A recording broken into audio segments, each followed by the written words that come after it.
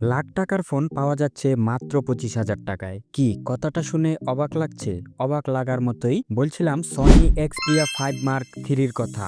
এটা একটা ফ্ল্যাগশিপ লেভেলের ফোন, কিন্তু এই মুহূর্তে দুবাই সহ বাংলাদেশের বিভিন্ন প্ল্যাটফর্মে বিক্রি হচ্ছে মাত্র 25,000 টাকায়। কিন্তু কেন? কি এর আসল রহস্য? পারফরমেন্স কিংবা ডিসপ্লে কিংবা ডিজাইন কিংবা বিল কোয়ালিটি এবং ক্যামেরা কোনো কিছুর দিক থেকেই কিন্তু কম নয় এই ফোনটি। Flagship killer. আর ফ্ল্যাগশিপ কিলার কি? এটা একটা ফ্ল্যাগশিপ ফোনই। তো ভিডিও শুরু করার আগে আপনাদের কাছে একটা অনুরোধ, আমাদের চ্যানেলে যারা নতুন আসেন যে সাবস্ক্রাইব করে পাশে আসা বেল আইকনটি অন করে দিবেন এরকম ইন্টারেস্টিং নিউজ সবার আগে পাওয়ার জন্য। সনি এক্সপিরিয়া 5 মার্ক 3 এই ফোনটি লঞ্চ হয় 2021 সালের এপ্রিল মাসে।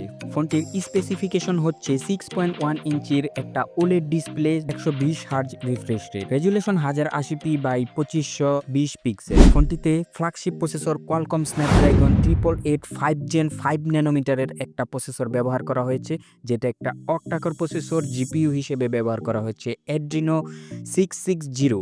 র্যাম পেয়ে যাবেন 8GB, স্টোরেজ পেয়ে যাবেন 128GB এবং 256GB UFS 3.0। ফোনটির ক্যামেরা সেটআপে পেয়ে যাবেন 12 মেগাপিক্সেলের একটা মেন শুটার, 12 মেগাপিক্সেলের একটা টেলিফোটো অপটিক্যাল জুম OIS, 12 মেগাপিক্সেলের একটা ultra wide dual pixel. Video record করতে পারবেন সর্বোচ্চ 4K 120 FPS পর্যন্ত এবং 1080pতে 240 FPS পর্যন্ত। সাথে পেয়ে যাবেন জাইরো EIS এবং OIS। ব্যাটারিতে ব্যবহার করা হয়েছে 4500 মিলিঅ্যাম্পিয়ারের ব্যাটারি। কোম্পানি ক্লেম করছে 50% চার্জ আপনি 30 মিনিটেই করে নিতে পারবেন।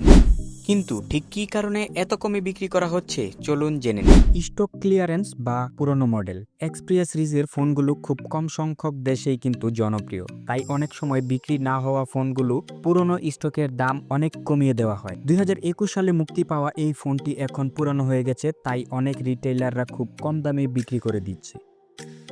রিফারবিশ বা রিপেয়ার ইউনিট। অনেক সময় ফোনগুলো নতুন না হয়েও রিফারবিশ বা মেরামত করা হয়ে থাকে, যেটা আমাদের মতো সাধারণ কাস্টমাররা কোনোভাবেই কিন্তু ধরতে পারি না। হতে পারে স্ক্রিন পরিবর্তন, ব্যাটারি রিপ্লেসমেন্ট, অন্যান্য পার্টস বিভিন্ন পরিবর্তন হতে পারে, কিংবা প্রসেসর রিবোলিং করা থাকতে পারে। Factory rejected. কিছু ফোন ফ্যাক্টরি ত্রুটির কারণে কিন্তু রিজেক্ট হয়ে যায়, সেগুলো অফিসিয়ালি আর কোনো বিক্রি হয় না, সেগুলো আনঅফিসিয়ালি দুবাই চেনের মাধ্যমে কিন্তু বাংলাদেশে প্রেরণ করা হয় এবং আমরা সেগুলোই কিনে সন্তুষ্ট হই।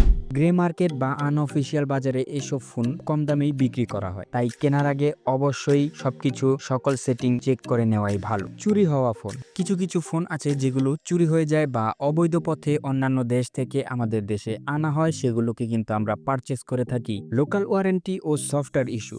অনেক সফটওয়্যার ইস্যু আছে যেগুলো কিন্তু আমাদের সাধারণ মানুষের চোখে পড়ে না, কিংবা বিক্রির সময় রিটেলাররা আমাদের হাতে কিন্তু মুড়ির মোয়া ধরিয়ে দেয়। কেনার আগে যা যা নিশ্চিত করবেন: ফোনের IMEI নাম্বার চেক করুন, ফোনটি কি আসলে চুরি হওয়া ফোন কিনা। ব্যাটারি ও পারফরম্যান্স চেক করুন, সকল কিছু ঠিক আছে কিনা। আপনি যদি শুধু ব্যবহারের উপর ভিত্তি করে ফোনগুলো কিনতে চান সেক্ষেত্রে নিতে পারেন, কিন্তু দীর্ঘমেয়াদী ফোন ব্যবহার বা রিসেল ভ্যালুর জন্য অফিসিয়াল ফোন অবশ্যই ভালো হবে। আশা করি বুঝতে পেরেছেন কেন এই ফোনগুলো এত কমে মার্কেটে বিক্রি হয়।